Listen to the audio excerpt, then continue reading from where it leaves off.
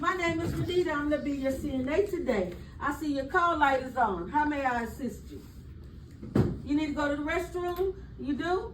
Would you like to go to the toilet? No, you want to go to the restroom? You want to use the bedpan. All right.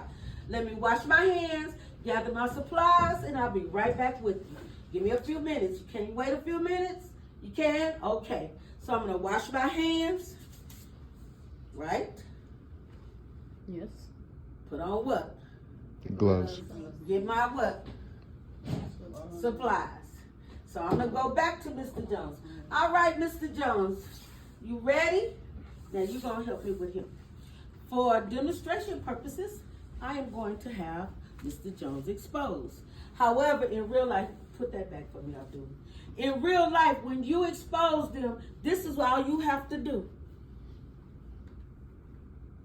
That's it. Because if the doctor walks in and you got that patient like this, who is feeling the embarrassment? You, the doctor, or the patient? Patient. So if you, and then you may not have enough time to gather and do this, but you always have enough time. If the doctor walks in, do this. You see the difference? So you can always keep their privacy. Now, for demonstration purposes, Mr. Jones has no privacy. All right. Now, the way they want to see you do it, this is all they want to see you do. How do you place this bedpan? Your sacrum, this right here. This your sacrum. You can never go wrong if you know what the bedpan, where your marker is, your sacrum. The bedpan does not go this way. Lift him, lift him up, and you drop that person, you done just broke their tailbone. So when they do bedpan, all they want to know is how you place it. The wide end goes where?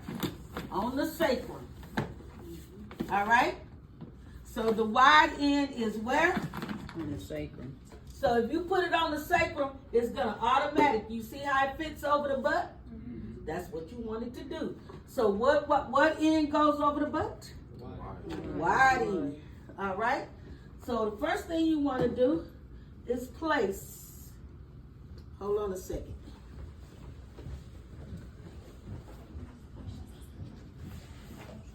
The most important thing about this skill is they're going to have a pad already under this patient, right? And you have to assume that this pad is dirty. So what you're going to do is you're going to, all right, Mr. Jones, lift your hips. Put the pad underneath. Place your pad on the pad that's already underneath. But you're going to have your patient, you're going to say, all right, Mr. Jones, lift your hips. So what you do is bend your knees and flatten your feet, lift your hips. Remember, there's going to already be a pad underneath. Place your pad on top, okay? Cover your person back up. Because you're giving him his what? All right? Now, I want to put him on the bedpan. He wants to get on the bedpan. We're going to lift him. Somebody use Abdul's phone. Give it to your brother so he can keep taping for you. So what you're going to do, once you place that pad, even with the pad, you're going to ask him to lift his hips. So, lift his hips for me. So, Mr. Jones, lift your hips. Let's do it like that so everybody can see. Lift your hips, Mr. Jones. Now, you can either go ahead and place your pad by itself and place your bedpan. Now lift his hips again. Or you can do it like this. Put it all together and place the whole thing underneath him. And then let him go back down. All right? Once you put him on the bedpan, I'm going to show y'all this so y'all will remember. You're going to cover him back up, right? Then you're going to lift the head of the bed Lift the head of the bed. Is that comfortable for you, Mr. Jones? It is? Okay. Make sure your rails is up. Give him his what? His call light. You didn't put him on the bedpan. Now, you're going to place the rest of your barriers. You're going to place this barrier here next to his hand and put his toilet paper and his wipes on it. And you're going to place this barrier at the foot of the bed. The bedpan never goes on that table. That's an overbed table. It never goes on this table. Why? That's where they eat at. So would you want to eat off a table somebody put a bedpan on? Now for prometrics, they allow you to use that bedside table. I don't teach y'all to do that. Because you'll get in the habit of doing that and then get fired because you left that bedpan on somebody's table. Don't do that. So once you get that person on the bedpan, you let the head of the bed up. You ask them, you give them, they call light. Ask them before you leave out, is there anything else they need? Is there anything else you need before I'm done, before I leave out, Mr. Jones? No? All right. What's my name again? Renita. Repeat it, Renita. Because they're not going to remember you. So you always say your name when you go in, say your name when you leave it. All right. You got everything? I'm going to step out. Just call me when you're done. Now, do I leave this curtain open or closed? Closed. Closed. Why? His privacy. For his privacy. Close the curtain. What am I doing wrong? You still got your gloves on? I ain't washed my hands. Oh. When I said you got to do what? Wash your hands when you come in and when you leave. So now I'm washing my hands. Make sure my curtain is closed. Close my door and wait for him to call. All right, he's calling. Again, nursing. Close the door. Close the curtain. You done, Mr. Jones? Do you need me to help you wipe? All right, let me wash my hands real quick. Wash my hands, put my gloves on. You don't want me to wipe now? They're not going to let you wipe them. Know that. How about your hands? You want me to wipe your hands? No. You have to ask all these questions, but don't do it. When you asking these questions, you are promoting what? Independence and self-centered care. Because you're making him think about what it is he needs done. All right. You all done? So now I'm about to get a clean hand and a dirty hand.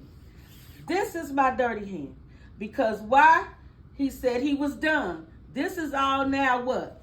Dirty. Considered dirty. So I move it. Move all of this to this pad right here.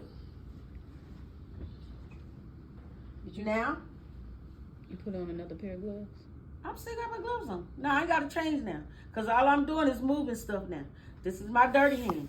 You don't see me using this hand. This is my dirty hand now. So now, I'm not going to move his clothing.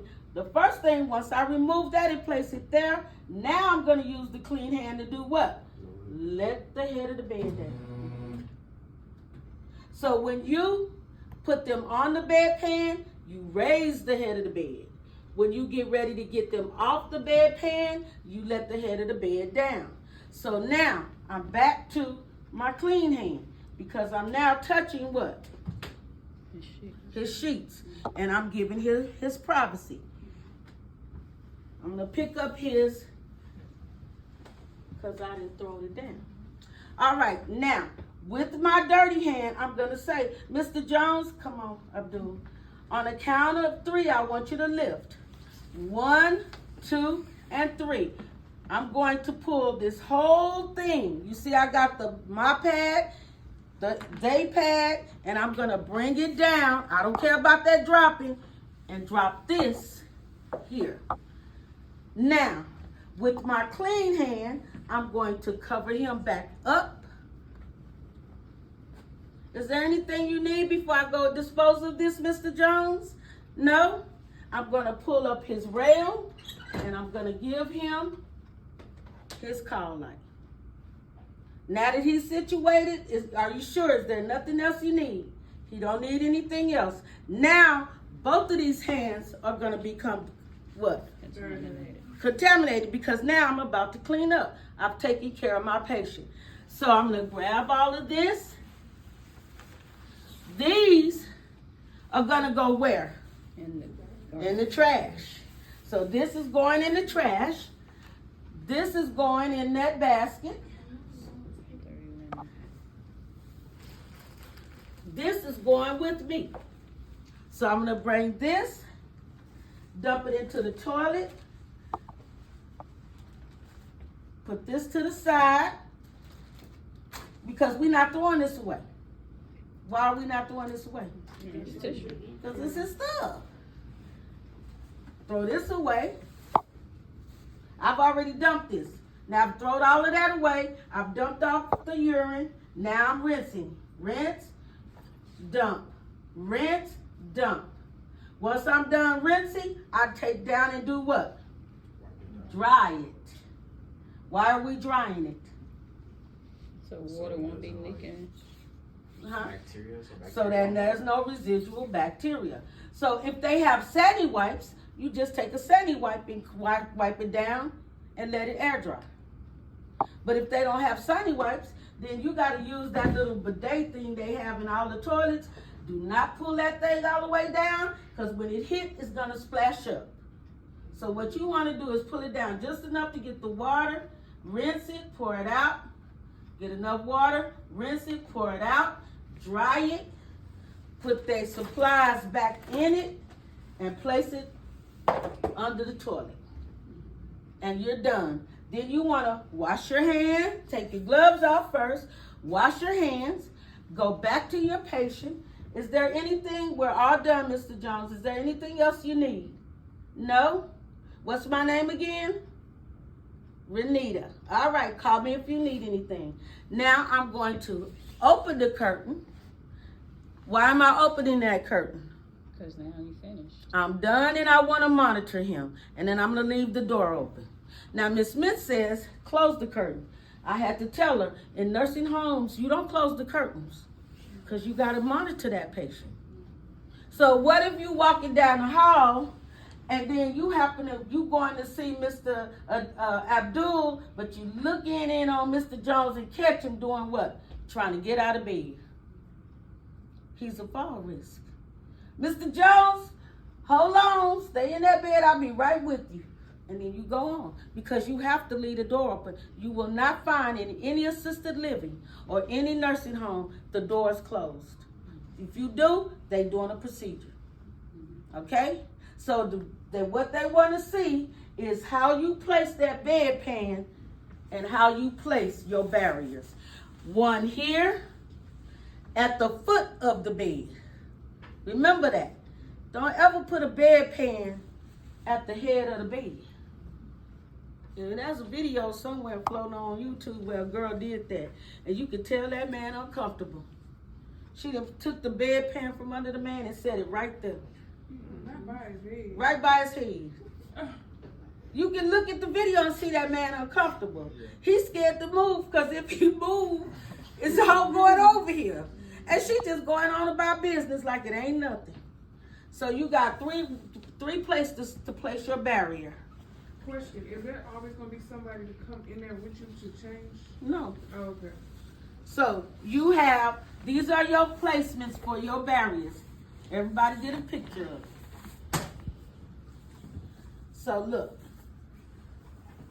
1, 2, and 3. All right? One at the foot of the bed for when the patient is out, done with the bedpan. One for the supplies, and one underneath.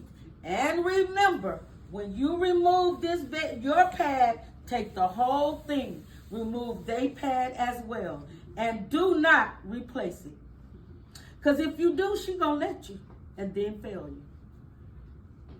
Okay, so you don't replace that pad? No. Leave it? Once you pull everything from under them, you cover your patient up and you done. Okay. They don't want you to replace that pad. Okay. All right? So y'all got the pad placements, right? Mm-hmm. One underneath the patient, one at the foot of the bed, and one for the supplies. This is the one that get people failed, cause they always forget the one for supplies. Okay, don't you leave that pad right there, the one for the supplies? When you put them on the bedpan, yeah, Okay. cause they're gonna do the wiping. They want you to assume that they're gonna do the wiping. Okay. All they want you to do is come in and ask, do they need further assistance? Okay. All right. So that's our bed. That's how you do your bedpan. They want to see, and where does the wide end go? On the spectrum. What? Where does the wide end go? On the spectrum, but, okay. Sacrum. Sacrum. Spectrum, It's sacrum. sacrum. SACRUM. Sacrum. At this point, I don't care what you call it, as long as you know where to put it. All right. The wide end goes where? Sacrum. Where's the sacrum? Right there. Somebody come show me. Oh, Exactly. So that is our demonstration for the bedpan. All right. So the next one is turning the patient. We're gonna use. Give me those pillows over there.